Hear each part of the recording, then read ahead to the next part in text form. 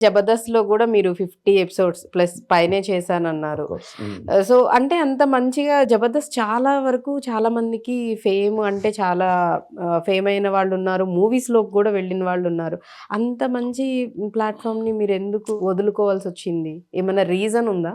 మనకు అది జబర్దస్త్ చేశామా, లేకుంటే మూవీస్ చేశామా, షార్ట్ ఫిలిమ్స్ చేశామా, సినిమాలు చేశామా, టీవీ షోస్ చేసామా, ఏదైనా సరే అల్టిమేట్ మనకు రావాల్సిన పేరే. హ్మ్. సో, ఆ ప్రాసెస్‌లో నేను జబర్దస్త్ ఒక 50 ఎపిసోడ్లు చేసినప్పుడు, ఆ రోజుకున్న మెచ్యూరిటీ లెవెల్స్‌కి ఇంకా నేను దీన్ని పెట్టుకొని సినిమా ఆఫీస్‌లకెళ్ళి ఆడిషన్స్ ఇచ్చుకుంటూ, ఆపర్చునిటీ సినిమా మూవీస్ ఆపర్చునిటీస్ తెచ్చుకుందాము.